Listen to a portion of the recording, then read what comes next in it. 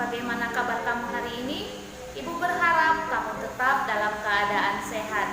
Nah, hari ini kita bertemu kembali di video pembelajaran yang ketiga.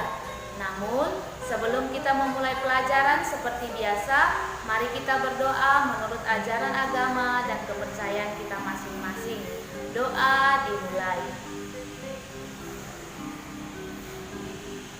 Doa selesai. Pada video pembelajaran sebelumnya, kita telah membahas materi tentang organ-organ reproduksi manusia serta fungsinya masing-masing. Nah, di pembelajaran kali ini kita akan membahas tentang bagaimana proses pembentukan sel kelamin pada manusia.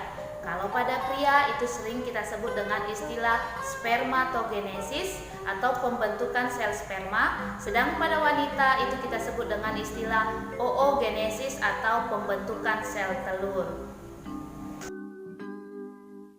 Dengan kompetensi dasar, mendeskripsikan struktur dan fungsi sistem reproduksi pada manusia, kelainan dan penyakit pada sistem reproduksi, serta penerapan pola hidup yang menunjang kesehatan reproduksi. Dan indikator pencapaian kompetensi, yang pertama, kamu diharapkan mampu mengidentifikasi proses pembentukan sel sperma dan sel telur. Dan yang kedua, kamu mampu menerapkan konsep pembelahan meiosis pada proses spermatogenesis dan oogenesis. Baiklah anak-anak, langsung saja kita masuk ke dalam materi kita hari ini. Maka saksikan dan pahami video pembelajaran berikut ini. Spermatogenesis. Spermatogenesis adalah peristiwa pembentukan sperma. Spermatogenesis terjadi di dalam tubuh laki-laki, tepatnya pada tubulus testis. Tubulus testis sendiri adalah saluran-saluran kecil yang ada di dalam testis.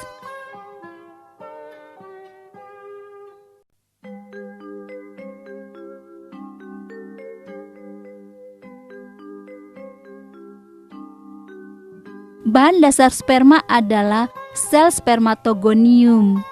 Sel spermatogonium atau bakal sperma dapat ditemukan menempel pada dinding-dinding tubulus testis. Saat seorang laki-laki mencapai masa pubertas, organ reproduksinya akan berkembang. Saat itu, proses spermatogenesis akan terjadi. Pertama-tama, spermatogonium akan mengalami pembelahan mitosis. Sebagian dari sel spermatogonium tersebut selanjutnya akan mengalami pembelahan meiosis dan berdiferensiasi dan akhirnya menghasilkan 4 sel sperma. Dengan kata lain, pada spermatogenesis, satu sel spermatogonium akan menghasilkan 4 sel sperma. Jumlah sel spermatogonium dalam tubulus testis sangat banyak, sehingga dalam satu hari, seorang lelaki dewasa dapat menghasilkan 2 miliar sperma. Jadi kesimpulannya, pada proses spermatogenesis, satu spermatogonium dapat menghasilkan 4 sel sperma.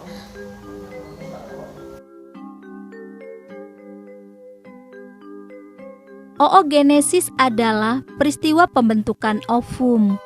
Peristiwa ini terjadi di dalam tubuh perempuan. Berbeda dengan spermatogenesis, oogenesis sudah terjadi sejak seorang perempuan masih berada dalam bentuk janin. Saat bayi dilahirkan, proses oogenesis akan terhenti untuk sementara waktu sampai organ reproduksi perempuan tersebut siap. Dan ketika perempuan tersebut memasuki masa pubertas, proses oogenesis kembali berlanjut. Proses oogenesis ini akan terjadi terus hingga perempuan tersebut mencapai masa menopause.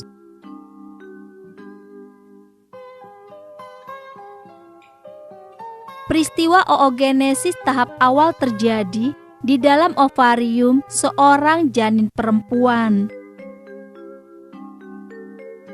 Di dalam ovarium, janin tersebut terdapat bakal ovum yang dikenal dengan sebutan oogonium. Oogonium inilah yang nantinya akan berkembang menjadi ovum melalui peristiwa oogenesis. Saat berbentuk janin, oogonium dalam ovarium akan mengalami pembelahan. Proses pembelahan ini adalah tahapan awal dalam proses oogenesis.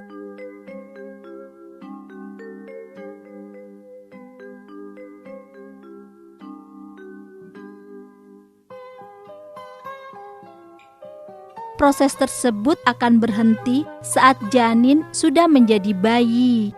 Dengan kata lain, proses oogenesis akan dihentikan untuk sementara waktu. Proses oogenesis belum akan berlanjut saat organ reproduksi seorang perempuan belum berkembang. Saat seseorang perempuan memasuki masa pubertas, organ-organ reproduksinya sudah sempurna. Saat itu, masing-masing oogonium secara bergantian mulai melanjutkan proses oogenesis.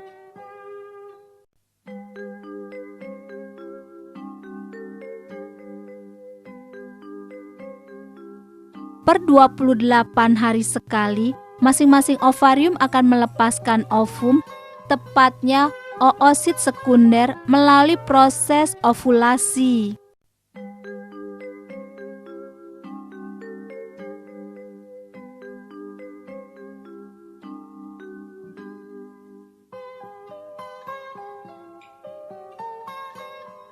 Jika kondisinya sesuai, proses oogenesis sendiri akan berlanjut hingga akhirnya oosit sekunder tersebut menjadi sebuah ovum.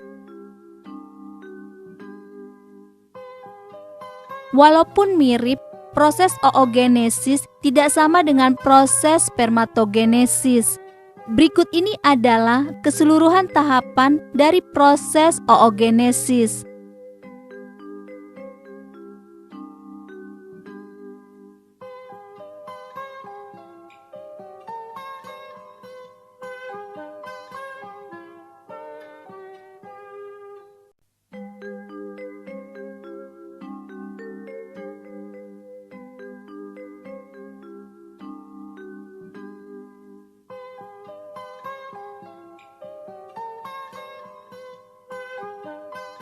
Berbeda dengan pembelahan spermatogonium, satu sel oogonium hanya akan menghasilkan satu sel ovum. Hasil sampingan dari oogenesis adalah 3 buah sel yang tidak akan dapat dibuahi yang dikenal dengan sebutan badan polar atau badan kutub. Ovum selanjutnya akan berkembang menjadi individu baru, sementara badan polar akhirnya akan mati. Perbedaan lain dengan spermatogenesis, jumlah oogonium dalam ovarium ada batasnya. Dalam hidupnya, seorang wanita dewasa hanya akan menghasilkan 400 oosit sekunder saja.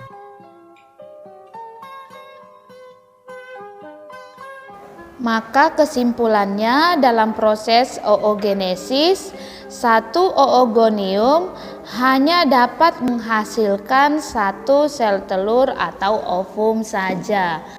Sangat berbeda ya dengan proses spermatogenesis pada laki-laki yang dapat menghasilkan 4 sel sperma yang aktif. Demikianlah penjelasan Ibu dalam video pembelajaran kita hari ini. Nah, Ibu berharap kamu dapat memahami materi yang telah diajarkan pada hari ini.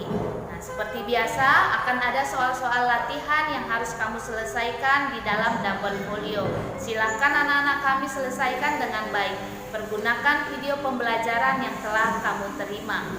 Dan untuk mengakhiri video pembelajaran kita hari ini, seperti biasa kita akan menutupnya dengan doa. Mari kita berdoa menurut ajaran agama dan kepercayaan kita masing-masing. Doa dimulai. Doa selesai. Nah, sampai jumpa di video pembelajaran berikutnya. Ibu berharap kalian tetap dalam keadaan sehat sehingga kalian dapat belajar dengan baik. Selamat pagi.